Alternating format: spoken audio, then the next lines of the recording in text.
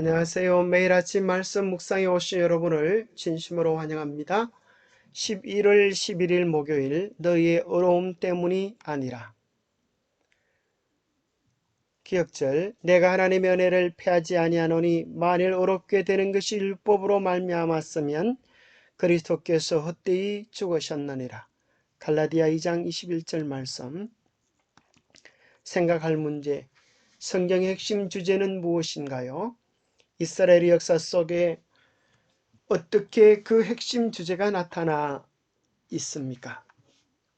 오늘 우리에게 주는 교훈은 무엇입니까? 성경의 핵심 주제는 죄로 말미암아 멸망할 수밖에 없는 우리를 구원하신 하나님의 구원의 계획입니다. 그것을 다른 말로 하면 믿음으로 말미암는 의라고 이야기합니다. 성경을 기초로 하는 모든 신앙은 오직 믿음으로 말미암는 의라는 위대한 주제를 핵심으로 하고 있습니다. 성경이 무엇을 말하느냐?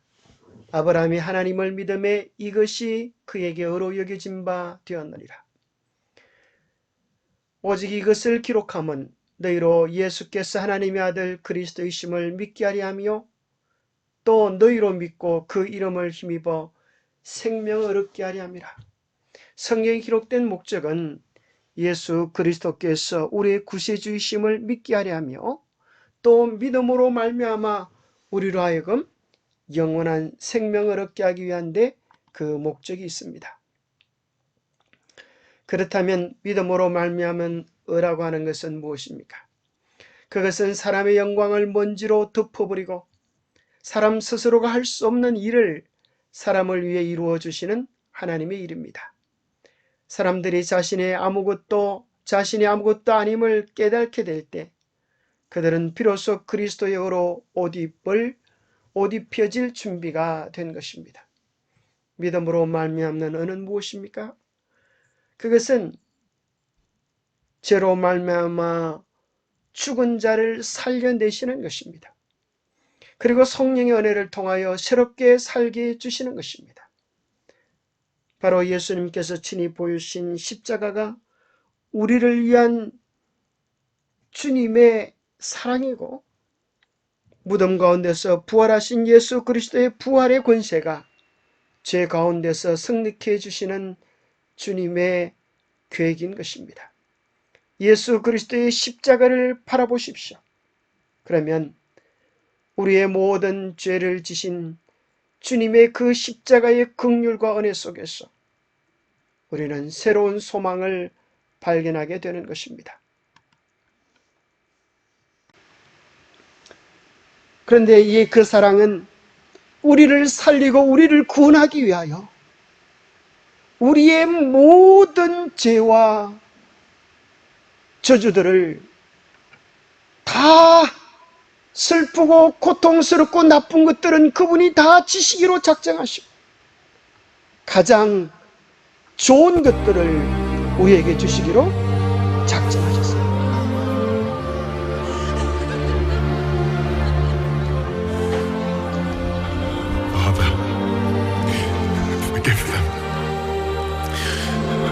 예수님은 그들을 위하여 십자가를 지고 계시지만 사람들은 알지 못하여 조롱하고 비난했습니다. 많은 사람들은 예수님이 육체적 고통이 끔찍할 것이라고 패션 오브 크라이스트를 만들었지만 사실 예수님의 최고의 고통의 절정은 암흑의 3시간 동안이었습니다. 바로 그 시간에 그분은 우리가 받아야 할 죄의 저주들을 대신 받으시고 우리를 대신하여 심판을 당하신 것입니다. 우리의 죄와 우리가 마땅히 받아야 될 저주들, 우리가 받아야 마땅한 그 멸시의 감들을 그 어둠 속에서 우리 주님께서 친히 당하셨습니다. 마치 아브라함이 이삭을 죽여냈던 그런 시간처럼 하나님께서는 인간을 대신하여서 당신의 아들을 심판하는 정말 잔혹하고 감당할 수 없는 고통을 그분께서 당하셔야만 했습니다. 어떤 인간의 필설로도 묘사할 수 없는 그분의 심장이 찢어지는 그 값은 우리의 죄 때문에 그렇게 고통해 하신 것입니다.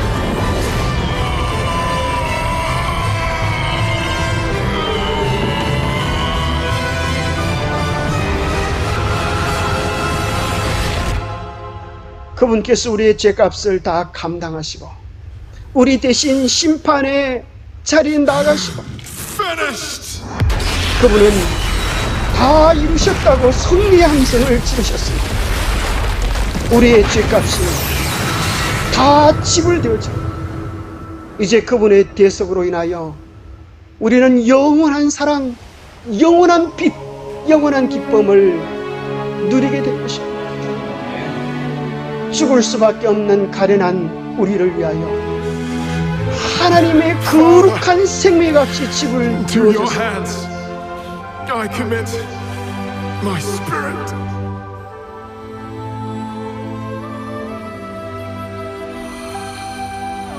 그렇게 크고 놀라운 사랑이 지불되어졌음에도 불구하고 우리가 그 사랑을 외면하면 그 사랑은 우리에게 무의미한 것입니다. 이스라엘 역사 속에서 그 구원은 어떻게 나타납니까? 이스라엘아 들으라, 내가 오늘 요단을 건너 너보다 강대한 나라들로 들어가서 그것을 차지하리니 내 공의로움으로 말미암아 여호와께서 나를 이 땅으로 인도하여 들여서 그것을 차지하게 하셨다 하지 말라. 이 민족들이 악함으로 말미암아 여호와께서 그들을 내 앞에서 쫓아내심이니라.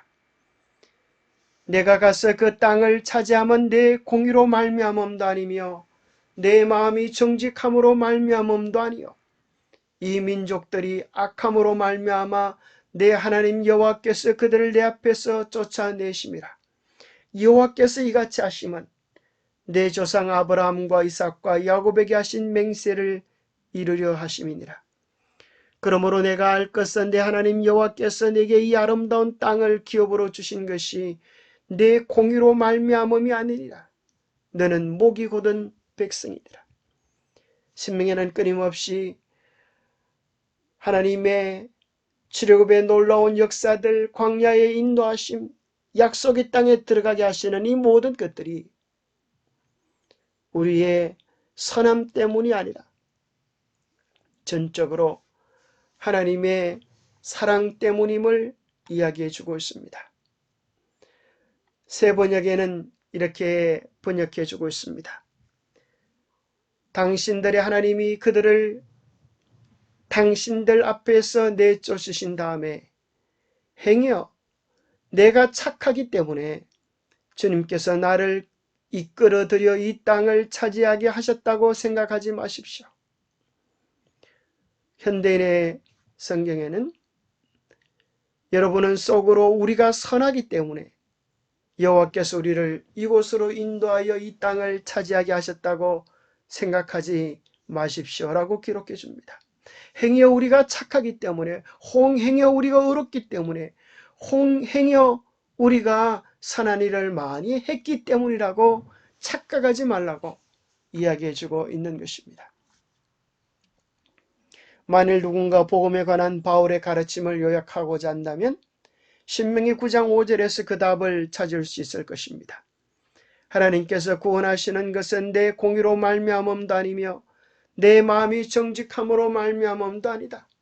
하나님께서 구원하신 이유는 우리의 행위대로 하심이 아니요 오직 자기의 뜻과 영원 전부터 그리스도 예수 안에서 우리에게 주신 은혜대로 하심이라. 약속하신 영원한 복음 때문입니다. 만약 그 약속이 영원 전부터 주어졌다면 구원은 결코 우리의 행위 때문일 수 없습니다. 왜냐하면 우리는 영원 전에 존재하지도 않았기 때문입니다. 우리는 영원 전에 구원받을 만한 아무런 선한 행위를 하지도 않았고 할 수도 없었기 때문입니다. 요약하자면 그대의 잘못과 그대의 결함과 그대의 완고함에도 불구하고 하나님께서는 그대를 위해 구원을 이루신 것입니다. 그리고 그 결과로 하나님께서는 그대에게 그분과 그분의 율법에 순종하라고 명령하십니다. 약속은 이미 주어졌으며 성취되었습니다. 그대의 행위와 그대의 순종이 아무리 완벽하다 할지라도 그것은 결코 그대의 구원을 위한 수단이 될 수 없습니다. 사람의 행위와 순종은 이미 받은 구원의 결과일 뿐인 것입니다. 영감의 교훈입니다.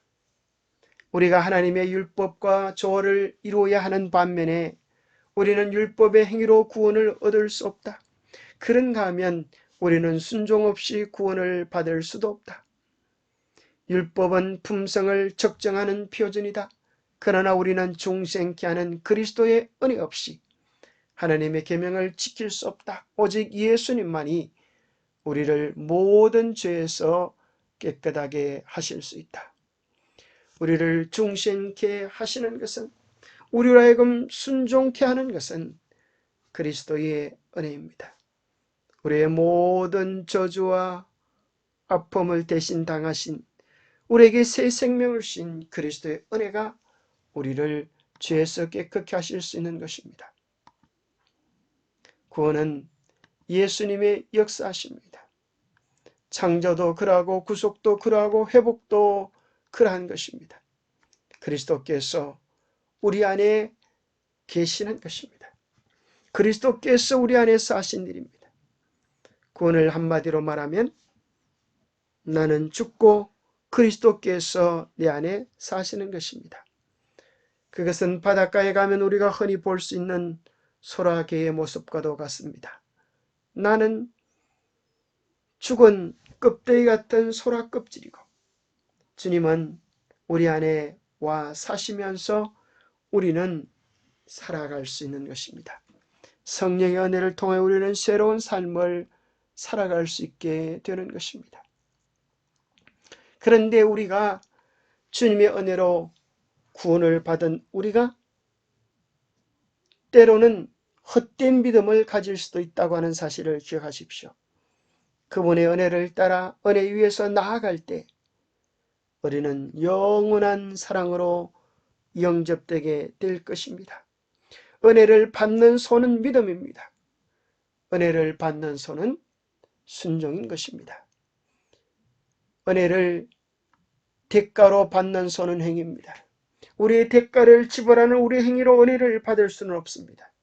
그것은 은혜를 모욕하는 것입니다.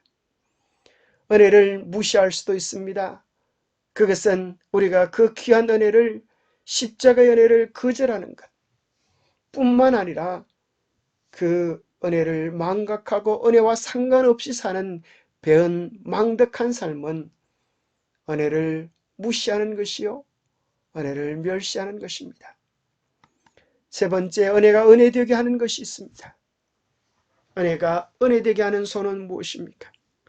그분의 은혜가 너무나 크기에 그 은혜를 잊지 못하고 그리하여 그 은혜에 대한 반응으로 우리의 삶을 들여 순종하는 것이고 마음을 바쳐 감사하는 것이고 우리의 온 생애 동안 찬양하는 것입니다.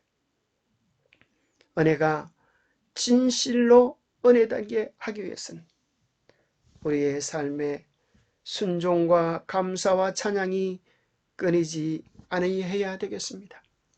그래서 바울은 이렇게 이야기합니다. 우리가 하나님과 함께 일하는 자로서 너희를 권하노니 하나님의 은혜를 헛되이 받지 말라. 은혜로 구원받은, 은혜로 새 생명 얻은 우리는 결코 그 은혜를 거절하거나 그 은혜에 대하여 배은망덕한 삶을 살지 말아야 되겠습니다. 평생 그 은혜를 기억하고 그 은혜로 인하여 하나님께 감사와 찬양을 드리는 축복의 삶을 살 수 있게 되기를 바랍니다. 기도하겠습니다. 하나님 아버지, 생각해보니 모든 것이 주님의 은혜임을 깨닫게 됩니다. 우리를 불러주신 분도, 우리를 구원해 주신 분도, 우리를 죄 가운데서 용서해 주신 것도 주님의 은혜요 성령의 역사하심입니다. 우리로 하여금 죄를 이길 수 있는 권세를 가지게 한 것도 주님의 은혜입니다. 우리가 마땅히 드려야 할 사랑의 반응은 우리의 삶에서 마땅히 드릴 수 있도록 도와주시고, 우리의 삶에서 망각하는 병망덕한 삶을 살아가지 않도록 도와주옵소서. 저희의 보잘것없는 행위로 구원을 이루어 보려는 어리석은 생각과 노력을 하며 신앙하지는 않았는지 뒤돌아보게 됩니다. 하나님의 크신 은혜에 전적으로 의지하며 순종의 삶을 통해 하나님께 반응하며 살게 도와주시옵소서. 주님의 크신 은혜, 그 은혜로 우리의 삶을 붙잡으시고 인도하여 주시고 충만케 하여 주셨기를 우리 주 예수 그리스도로 모자하여 간절히 간구하옵나이다. 기억하십시오. 결코 우리의 사람 때문이 아니라 그분의 사랑 때문에, 그분의 은혜 때문에 우리가 구원을 받고 그 축복을 누리게 된 것입니다. 거기에 대한 우리의 마땅한 반응은 감사와 찬양입니다. 그 귀한 사랑을, 그 귀한 은혜를 헛되이 하지 않는 우리의 삶이 되시기를 축복합니다. 감사합니다.